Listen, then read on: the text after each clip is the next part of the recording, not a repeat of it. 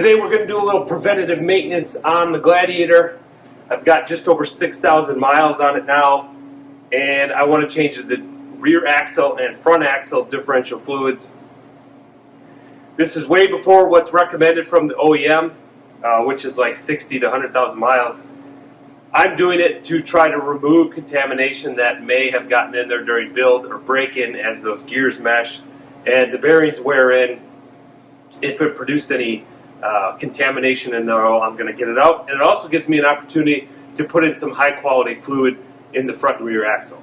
At the start of a preventative maintenance project that includes a lubricant change, I like to come to an online resource to verify what fluid I need and in what quantity. So one resource that I found that to be very useful in that regards is AMSoil.com. If we go to their homepage, there's a couple ways to look at it. You can go in this tab up here, or they have this banner across the screen, find products for your auto light truck. If we click on that, we select 2021 and we go to Jeep, select the Gladiator, the 3.6 liter engine.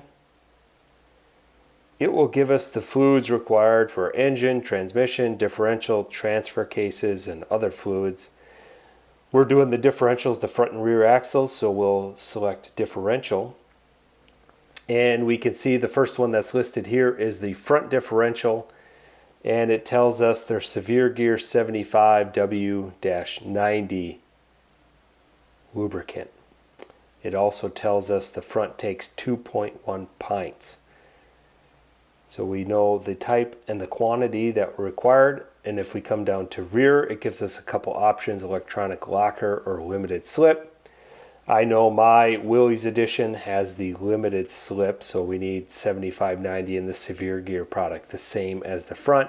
And if we look at the locker, it's also the same. The quantity is a bit different for those with a locker. It's 3.2 instead of 3 pints. Now, I know my Gladiator has a limited slip without clutches. It's a worm gear style limited slip differential. If you have one with a clutch pack, that will often require a friction modifier, and that would list it down here below if that's required. So I don't need to put anything additional in there with the limited slip. 3 pints of 75/90 for the rear, and 2.1 pints of 75/90 for the front.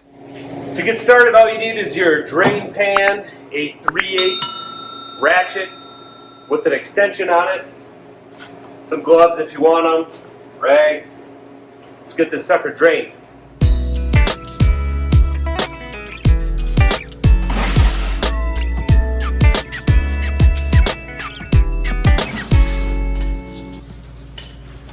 One of the nicest things about working on a Jeep Wrangler or a Gladiator is we don't have to jack anything up. This is, we can crawl in here and everything's easily accessible. Now that we're under the vehicle, we can get a good look at the axle. Our fill plug is here on the back of the differential cover. And if we come around the side, we can see our drain plug here. And the reason we need our 3/8 ratchet, you can see there is the tool required is a square 3/8, so your ratchet, it just goes right in there. The first thing we're going to do is just put our ratchet in our drain plug and take that baby out.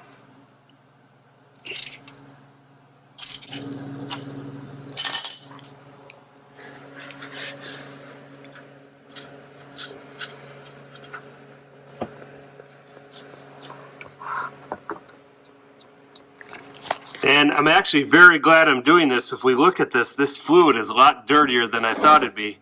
And there's definitely some sparkles in it, meaning metal shaving. So glad I'm doing this. Next thing I'm going to do, you can see it's kind of pulsing. It's a little bit airlocked. I'm going to take the drain plug out to let some more air in there. Same thing, we've got our 3/8 extension that fits right in there. Just loosen that baby up.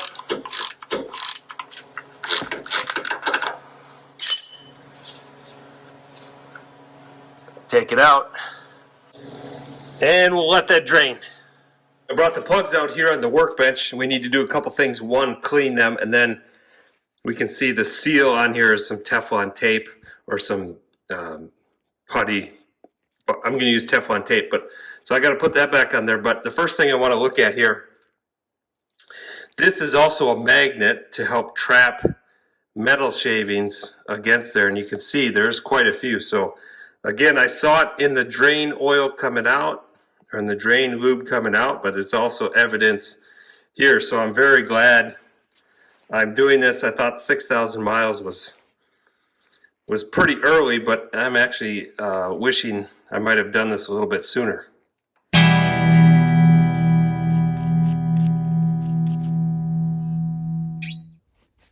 All right, I've got the drain plug cleaned up, or got both plugs cleaned up. I'm just going to use a little Teflon paste here to seal it up.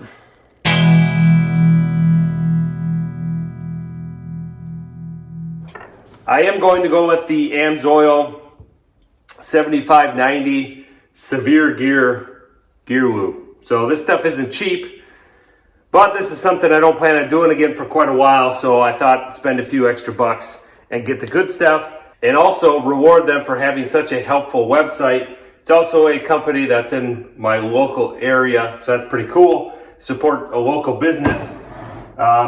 So the back says 3 pints, that's basically 1.5 quarts.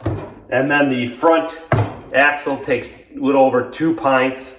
So I got 3 quarts here that should service both axles just fine. And then I've got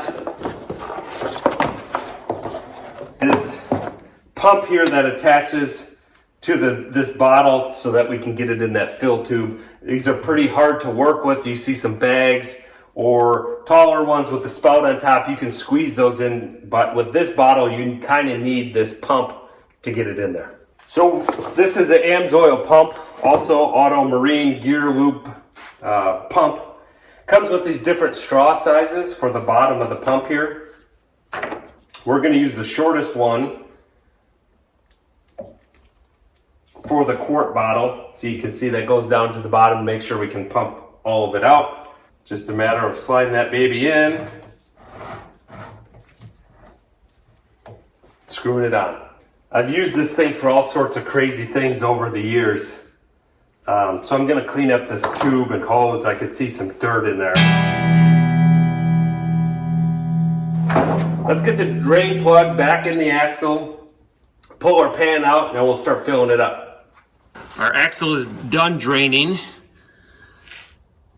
We'll wipe off the hole and get ready to put our drain plug back in. Make sure you grab the drain plug with the magnet in there. You don't want to swap the fill and the drain plugs. We'll get our plug started. Let's move on to the front and we'll get this draining. So here, if we come in from the front, the drain plug is right in the bottom.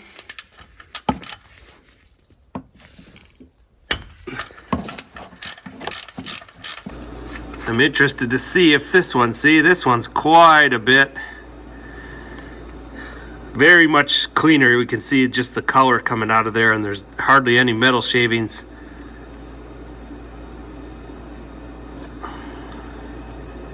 There's quite a few on the plug too, actually.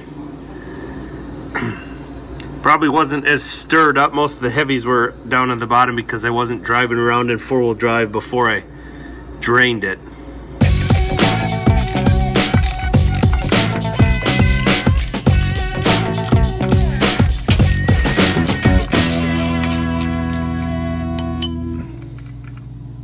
While the front's draining, let's go ahead and fill up the back.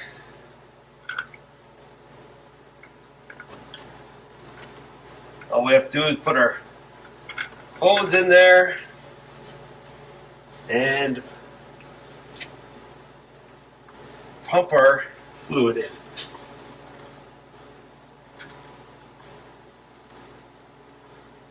This should take 1.5 quarts. So we'll empty this one out, switch over the bottles, Go back at it. We're on the second bottle. So when I get to about half of this bottle pumped in there, I'm going to really slow down. And of course there's no dipstick or anything on this. The height of the fill port is set at the appropriate fluid level. So when we get to the right fluid level, it will be at the bottom of this hole, and you'll get a bit of oil weeping out, and then you know you stop. We're getting close. Alright, as we can see, we've got our fluid level right up to our hole there. If we go any farther, we're going to make a big mess, so we're going to put the plug in and call the rear axle done.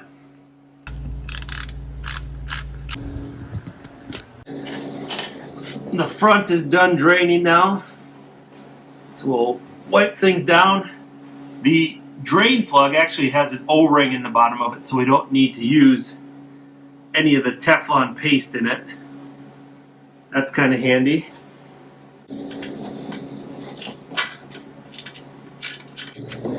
Now it's time to fill us up here.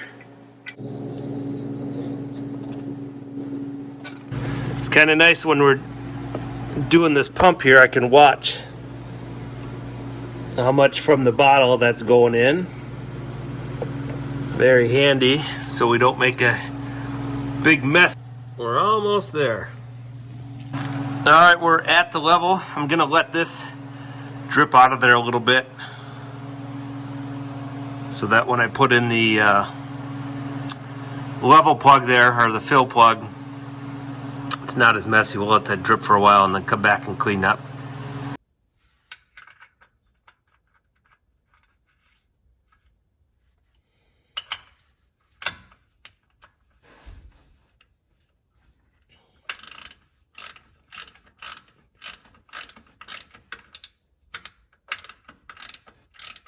So I ended up using all 3 quarts of our AMSoil 7590.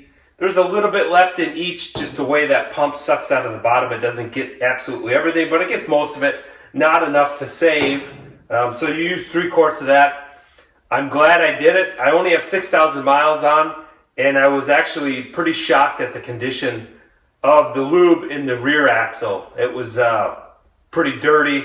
A lot of metal shavings on the magnet, and even in the front axle there was a pretty good amount of metal shavings on the magnet. The fluid was in better condition because obviously don't drive around in 4-wheel drive a lot, but always the rear axle is being used. So no surprise there. Definitely something I'm going to do again on a new vehicle, probably sooner, maybe 3,000 to 5,000 miles, based on what I just saw.